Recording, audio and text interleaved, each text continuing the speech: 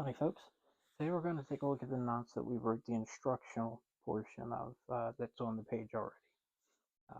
Using a woven polyester line so you can see the mechanics of it, and using scissors as standard lure. I recommend you do this first so you understand the mechanics of the knots as well. Using poly will allow you to untie them so you can keep going to get it right. The first knot is the proof clinch knot. This is one that's referred to as the fisherman's knot, one of the first ones that most people will learn. And it goes like this. Put your tag end through the eye of the lure, pull it through till you get some good amount doubled up.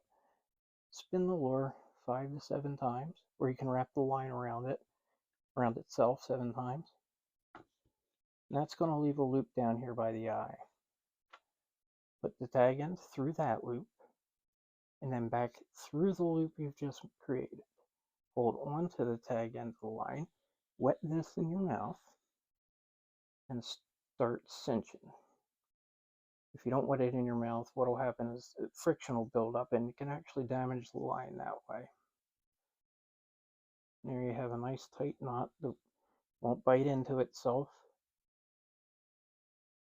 Put that tag in so you don't get gunk hanging up on it, and algae and things like that. Great knot, very handy. I'll do it once again. Tag end through the eye of the lure. Get yourself a good amount of double tag end out. Start spinning it down through this loop, up through this loop, hold on to the tag end, pull the body of the line. After you've wetted it again, you got to put that hook tool on it, you know. Again, trim your excess, and you've got a nice tight knot. Put that off and you're good to go. Next knot, the Rapala knot, Rapala, however you say that. They're a high-end lure company that makes a jointed swim minnow, and they developed this knot to keep a loop in it so at the end of the line, so it wouldn't impede the action of that minnow. First, you want to create a loop. Make an overhand knot in it. You want to leave that overhand knot open. Now, go with your tag in through the eye of the lure, through the overhand knot. Take your tag end, wrap it around that doubled up line a couple times, up through the loop before the knot, and then through the knot. Hold on to the tag end. Again, wet this, and that will make a knot with a loop at the end, so when the lure swims, it has some play there. And we'll untie this one, hopefully. That should take one more time.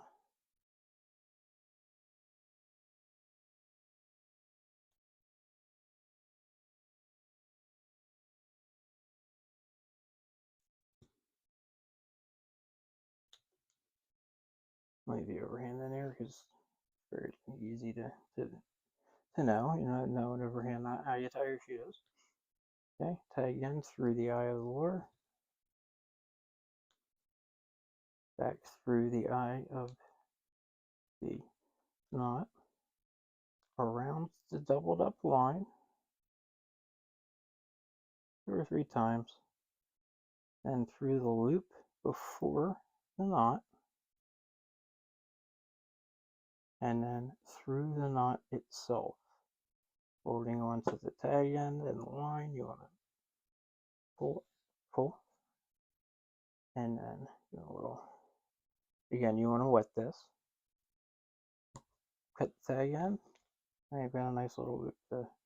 Good for walking the dog with topwater baits and that type of thing.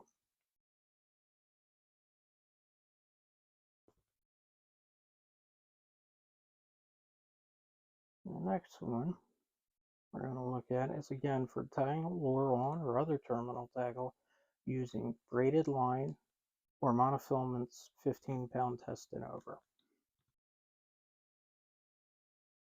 And what you do is you can put them out doubled up.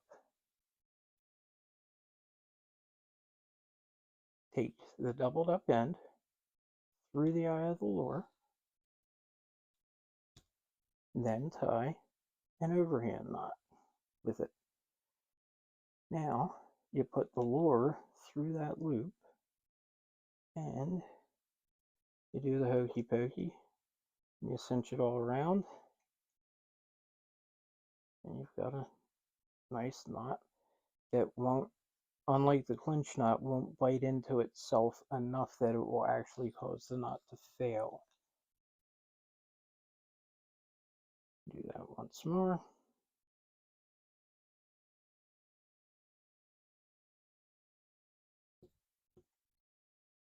I should have had some line made up. I have to be doing this every time.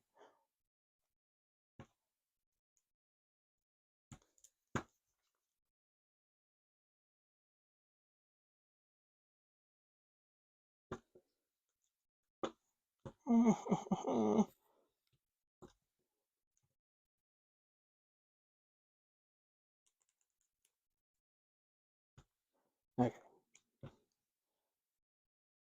Double up through the eye of the lure, overhand knot, loop of that, pull, pull, pull, pull, pull, pull, pull, pull, pull. Get this. You want to make sure that that line doesn't leave a loop at the bottom like it's showing there. So it does take some finessing sometimes. Like so. And now you've got a nice sturdy knot. Again, it won't bite into it. So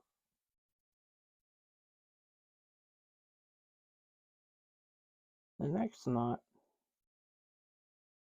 is fairly easy and it's got plenty of uses outside of fishing. It's called the surgeon's end loop. And that gives you just a nice solid loop at the end of your line that is easy to untie, especially if you're using a poly line like this, which can be very, very handy in camping situations, survival situations.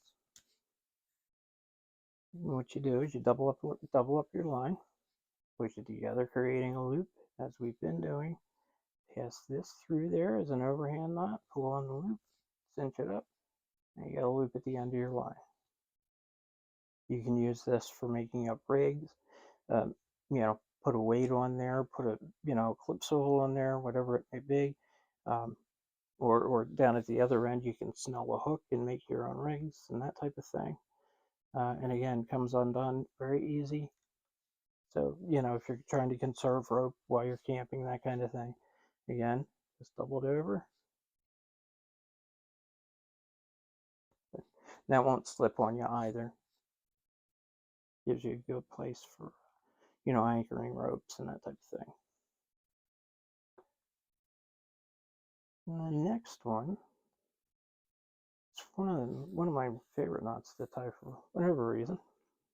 It's called a drop loop or a dropper loop. Take your line, push it together, spread your fingers out. Now, where you doubled where your fingers are, start spinning that line around each other. Then you take up that loop, pull it through it, hold the bottom of the loop in your teeth, and pull. Again, wet it if you're using mono. This will give you a place to clip on another lure or another hook or a weight. And if you have a weight at the bottom, the bait can come up there. Or if you have a popper with a hook on it, they can set up a water column up here and pull another lure behind it. Very useful. You can use it again for camping. So you'll have another place to anchor your rope to, pull it as a guy wire or something like that. And again, it comes undone very easily. Take a look at that again. Double your hands over. Pull your fingers apart till you got that loop.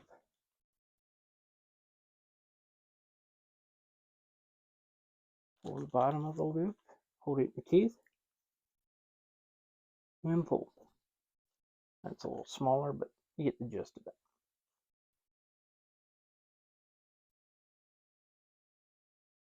The last one we're going to cover is one of the hardest. For joining two lines together. Whether it's backing to mono or mono to the body of braided line, so you have a leader. Where's the other end of my rope? Well, I'm at the end of my rope, but down at the one end of it at least. Okay, so you take one of the tag ends, leave it laying one way, and then the other tag the other tag end the other way. Take up both of those in your hands and start twisting them away from each other. So if one's going counterclockwise, the other one's going clockwise. So you get a good amount of twist in there. Now, what you need to do, like the drop loop, is you have to open up a space in between towards the middle, passing one tag end through this way, and then the other tag end through the other way. What you then are going to do is take the two tag ends, put them in your mouth, and pull. You clip your tag ends here. I've even used the lighter to get those tag ends in and you know, close, because what'll happen there is if you get down to your backing or up to your lead or whatever it may be, you want that to pass through those guides smoothly. Again, one of the more difficult ones to master, but again, it's something that's used pretty commonly, so it is wise to know it at least. I'll do it once more. And when you get down to small diameter lines, and it sometimes helps to have a friend or a bench top, one of those helping hand type things. Okay, again, put your tag ends parallel to each other, start spinning them, spinny, spinny, spinny, opposite directions, opposite directions. Open up a spot towards the middle. Again, that's you know, fairly close to the middle. One tag in one way, one tag in the other way. Hold them in your mouth and then pull the body of each of the lines away from the knot.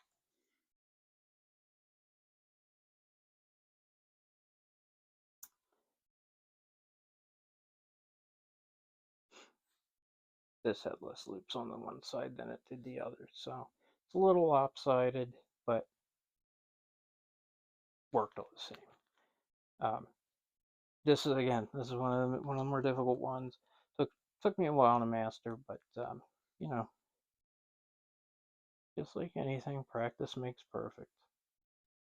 And it's obscure, not obscure enough, but it's used so infrequently that it almost doesn't pay to get it until you need it out on the water. So those are the most basic knots you're going to need to know.